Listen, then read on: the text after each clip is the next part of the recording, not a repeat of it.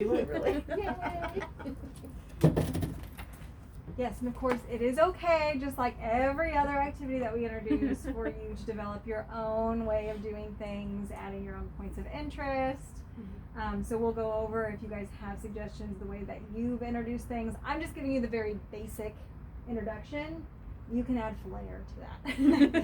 I try not to add a bunch of flair when I give presentations because I want to leave that open to your interpretation of what works best for your students. And of course, we always have to differentiate for our different students in the classroom. So over the years, you're going to find out what works best. You know, you'll try different things, and some things will work better than others, and that's okay. So I'm not offended if you don't do things exactly the way that I do them, but I just want to give you the basic introduction. So we're going to start with the picture to word matching, and again, in the pink material there are two sets. So when you're first introducing this, pull out just the basic set of 5 pictures here. Nope, 6. There we go. And the very first thing you want to do is to go through the pictures and make sure the child actually can identify what each of the pictures are. So let's see, this is a bat. I would also have the child say the word so that they start subconsciously identifying what the sounds are in the word. Bat. Jam.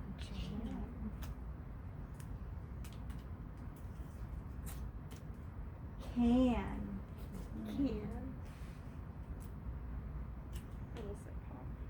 Map. I know I was actually going to say that too. Cat. Fan.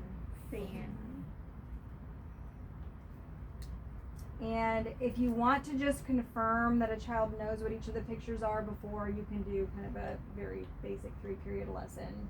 You know, show me the jam, show me the map, show me the hat, go through it real quick, ask them to say them, because you want to make sure that they know what they are. Otherwise, when they're trying to match, they're going to be like, I don't know. All right, so then you're going to isolate just one word in front of the child, and you can put the others upside down so there's nothing to interrupt that. The first time you do it, you will show the child what this process looks like. So now I'm going to read this word. Ah.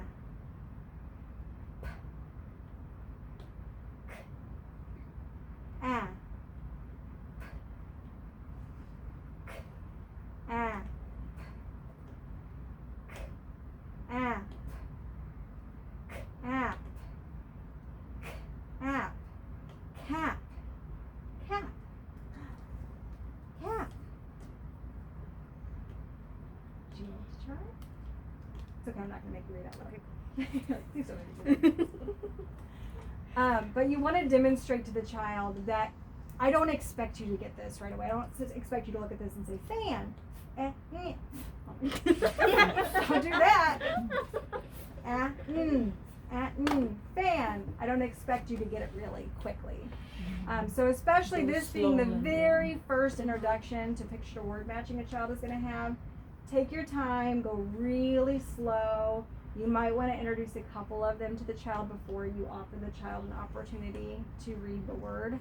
And then you can even have them help you identify which one of these is fan, so on and so forth.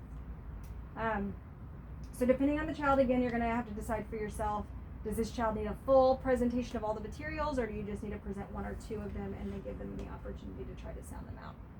And that's fine too. So whatever works best for your student. Any questions about picture to word matching? No? Anybody do anything drastically different I'd love to hear about? Nope, that's pretty much it. So with the pink material, like I said, there's this first step. This is the step that you're going to introduce to the child.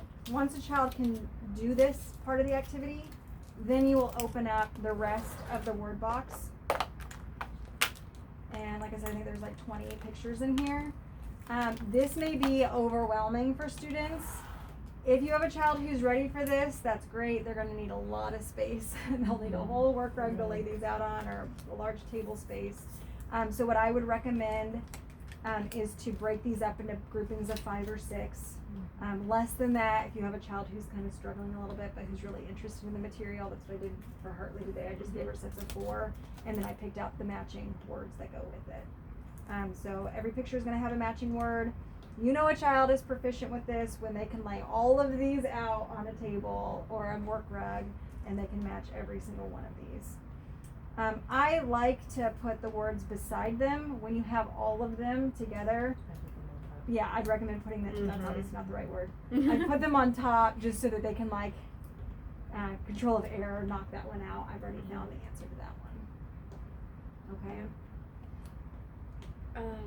Would it help or hinder if you group them up by ending sounds? Yeah, you could group them by word families. Okay. What I would suggest is actually to not group them by word families in the beginning, because Okay, that's that's what I even was more trying to- control for them, because then they have the beginning and the ending sound that are different, and that can make it easier for them to identify. Okay. What I would recommend is to group them by different beginning sounds for sure.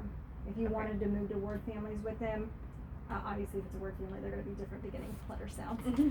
But I would at least make sure that first time that you group them together, you pick all the words that start with different sounds in the beginning. And that way, if they're really able to just focus on that beginning letter sound differentiation, that they'll be successful. But you want them to be able to identify beginning, middle, and ending letter sounds, so eventually if they can do the whole thing, then you know they're pretty proficient. So because there's so many materials here and so many different sounds, we want to make sure that they, again, are really proficient at this before we move on. So if they're too similar, it could trip them up easier? Exactly. Okay. Yep. But at the same time, we want to make sure that they understand all of it. Yeah. But we also don't want them to get discouraged, so Mhm. just keeping that in mind. If you have a child who's easily frustrated, then I would really tier that introduction and make it as differentiated as possible in the beginning, limiting the number of pictures and word cards they have to work with. Any other thoughts or questions?